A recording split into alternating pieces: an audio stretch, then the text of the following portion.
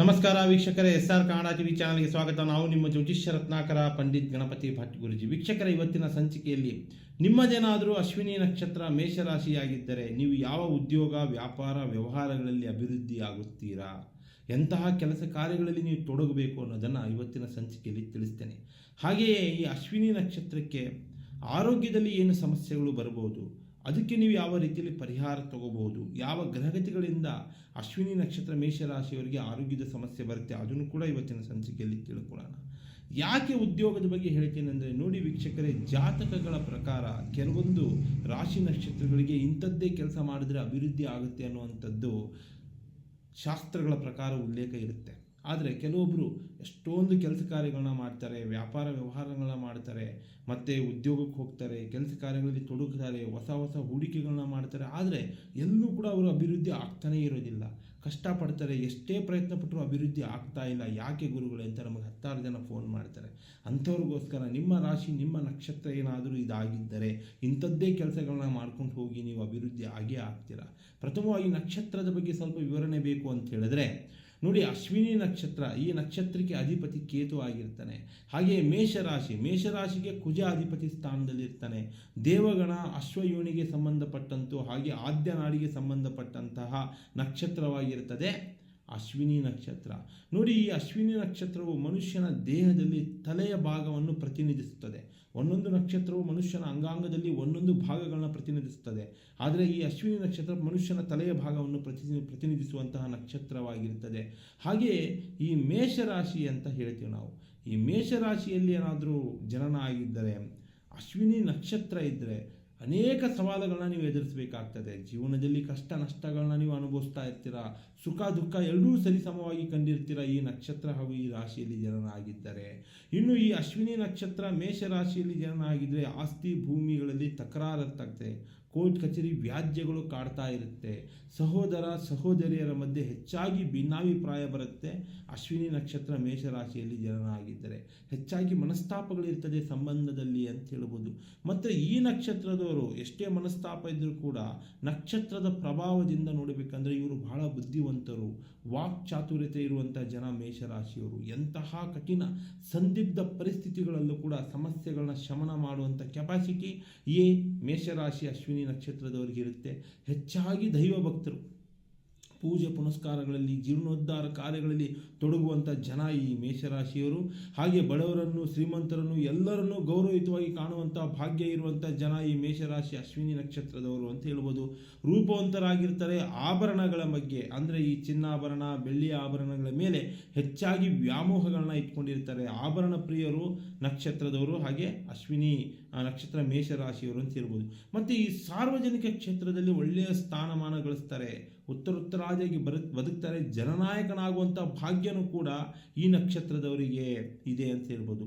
ಹಾಗೆಯೇ ಕೆಲಸ ಕಾರ್ಯ, ವ್ಯಾಪಾರ ವ್ಯವಹಾರಗಳಲ್ಲಿ ಅಭಿವೃದ್ಧಿ ಆಗದೆ ನರಳುತ್ತಾ ಇದ್ದರೆ, ಎಂಥದ್ದೇ ಕೆಲಸ ಮಾಡಿದ್ರೂ ಕೂಡ ಉದ್ಧಾರ ಆಗ್ತಾ ಇಲ್ಲ. ಹೋಟೆಲ್ ಬಿಸ್ನೆಸ್ಸು, ಬಟ್ಟೆ ಬಿಸ್ನೆಸ್ಸು, ಅಥವಾ ಯಾವುದೋ ಒಂದು ಕೈಗಾರಿಕೆಗಳಲ್ಲಿ ಎಲ್ಲೆಲ್ಲೋ ಶೇರ್ ಮಾಡಿಬಿಟ್ಟು ಇನ್ವೆಸ್ಟ್ಮೆಂಟ್ ಮಾಡಿ ಸ್ವಂತ ಉದ್ಯೋಗಗಳನ್ನ ಮಾಡಿದ್ರೂ ಕೂಡ ಅಭಿವೃದ್ಧಿ ಆಗ್ತಾ ಇಲ್ಲ, ಸೋಲ್ತಾನೆ ಇದ್ದೀವಿ ಅಂತ ನೀವೇನಾದರೂ ತಿಳ್ಕೊಂಡಿದ್ರೆ, ಜಾತಕಗಳ ಪ್ರಕಾರ ನಿಮ್ಮ ರಾಶಿ ನಕ್ಷತ್ರಕ್ಕೆ ಸಂಬಂಧಿಸಿದ ಕೆಲಸ ಕಾರ್ಯಗಳು ಇರುತ್ತವೆ. ಅಂಥದ್ರಲ್ಲಿ ಅಶ್ವಿನಿ ನಕ್ಷತ್ರ ಮೇಷರಾಶಿಯವರಿಗೆ ಲೋಹದ ಕೆಲಸ ಕಾರ್ಯಗಳು ಒಳ್ಳೆ ರೀತಿಯಲ್ಲಿ ಅಭಿವೃದ್ಧಿ ತಂದು ಕೊಡ್ತವೆ. ಲೋಹ ಅಂದರೆ ಕಬ್ಬಿಣದ ಕೆಲಸ ಕಾರ್ಯಗಳು ಹೆಚ್ಚಾಗಿ ಅಭಿವೃದ್ಧಿ ತಂದು ಕೊಡ್ತವೆ.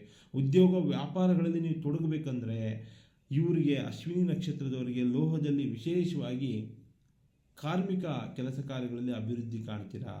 ಕಾರ್ಮಿಕ ಕೆಲಸ ಕಾರ್ಯಗಳು ಅಂದರೆ ಕಾರ್ಖಾನೆಗಳಲ್ಲಿ ಕೆಲಸ ಮಾಡುವಂಥದ್ದು, ಕಾರ್ಖಾನೆಗಳಲ್ಲಿ, ಲೋಹದ ಕಾರ್ಖಾನೆಗಳಲ್ಲಿ ನೀವು ಉದ್ಯೋಗ ತಗೊಳ್ಳಿ, ಹಾಗೆ ರೈಲ್ವೆ ಇಲಾಖೆಗಳಲ್ಲಿ ನೀವು ಉದ್ಯೋಗ ತಗೊಳ್ಳಿ, ಮತ್ತು ಈ ಯಂತ್ರೋಪಕರಣಗಳ ಕೆಲಸ ಕಾರ್ಯಗಳಲ್ಲಿ ನೀವು ಉದ್ಯೋಗ ತಗೊಂಡ್ರು ಕೂಡ ಒಂದು ಅದೃಷ್ಟದ ಫಲ ಚೆನ್ನಾಗಿರ್ತದೆ, ಅಭಿವೃದ್ಧಿ ಆಗ್ತೀರಾ. ಸೋತಿದ್ರು ಕೂಡ ಇಂಥ ಕೆಲಸ ಕಾರ್ಯಗಳಲ್ಲಿ ನೀವು ಕೈ ಹಾಕಿ ಆಟೋಮೊಬೈಲ್ ಬಿಸ್ನೆಸ್ಗಳನ್ನ ಮಾಡಿ ವೀಕ್ಷಕರೇ, ಅದರಲ್ಲೂ ಕೂಡ ಅಭಿವೃದ್ಧಿ ಆಗ್ತೀರಾ. ವ್ಯಾಪಾರ ವ್ಯವಹಾರಗಳಲ್ಲಿ ಹೇಳಬೇಕಂದ್ರೆ ವಾಹನಗಳ ಗೂಡ್ಸ್ ಅಂಡ್ ಹೇಳ್ತಾರಲ್ಲ, ಈ ಟೂರ್ಸ್ ಆ್ಯಂಡ್ ಟ್ರಾವೆಲ್ಸ್, ಗೂಡ್ಸ್ ಗಾಡಿಗಳ ಮೇಲೆ ಇನ್ವೆಸ್ಟ್ಮೆಂಟ್ ಮಾಡುವಂಥದ್ದು, ಟೂರ್ ಟ್ರಾವೆಲ್ಸ್ಗಳಲ್ಲಿ ಕೆಲಸ ಮಾಡುವಂಥದ್ದು, ಇದರಲ್ಲೂ ಕೂಡ ಅಭಿವೃದ್ಧಿ ಕಾಣ್ತೀರಾ. ನೀವು ಸರ್ಕಾರಿ ಕೆಲಸ ಕಾರ್ಯಗಳಲ್ಲಿ ನೀವೇನಾದರೂ ಅಂದರೆ ಅಂದರೆ ಸರ್ಕಾರದ ಕೆಲಸ ಬೇಕು, ಸರ್ಕಾರಿ ನೌಕರರು ಆಗಬೇಕು ಅಂತ ನೀವು ಆ ಉದ್ಯೋಗದಲ್ಲಿ ಪ್ರಯತ್ನ ಪಡ್ತಾ ಇದ್ದರೆ ಪೊಲೀಸ್ ಇಲಾಖೆಯಲ್ಲಿ ನೀವು ಪ್ರಯತ್ನ ಮಾಡಿ, ನಿಮ್ಮ ರಾಶಿ ನಕ್ಷತ್ರಕ್ಕೆ ಹೊಂದು ಬರುತ್ತೆ. ವಿಶೇಷವಾಗಿ ಅಶ್ವಿನಿ ನಕ್ಷತ್ರಕ್ಕೆ ಹೊಂದು ಬರುತ್ತೆ. ಕೋರ್ಟ್ ಕಚೇರಿ ಕೆಲಸ ಕಾರ್ಯಗಳಲ್ಲಿ, ನ್ಯಾಯಾಲಯದ ಕೆಲಸ ಕಾರ್ಯಗಳಲ್ಲೂ ಕೂಡ ನಿಮಗೆ ಹೊಂದು ಬರುತ್ತೆ. ಹಾಗೆ ಕಬ್ಬಿಣಕ್ಕೆ ಸಂಬಂಧಪಟ್ಟಂಥ ಪ್ರತಿಯೊಂದು ಕೆಲಸ ಕಾರ್ಯಗಳಲ್ಲೂ ಕೂಡ ನಿಮಗೆ ಅಭಿವೃದ್ಧಿ ಆಗುತ್ತೆ. ವಾಹನದ ಕೆಲಸ ಕಾರ್ಯಗಳಂತೂ ನಿಮಗೆ ಅದೃಷ್ಟ ತಂದು ಕೊಡುತ್ತೆ ಅಂತ ಹೇಳ್ಬೋದು. ಜಾನುವಾರುಗಳ ವ್ಯಾಪಾರ ಮಾಡಿದ್ರೂ ಕೂಡ ಅಭಿವೃದ್ಧಿ ಇದೆ. ಜಾನುವಾರುಗಳ ಅಂದರೆ ಸಾಕಾಣಿಕೆ ಮಾಡ್ತಾರೆ ಫಾರಮ್ಗಳಲ್ಲಿ, ಅದರಲ್ಲೂ ಕೂಡ ನೀವು ಅಭಿವೃದ್ಧಿ ಇದೆ ಅಂತ ಹೇಳ್ಬೋದು.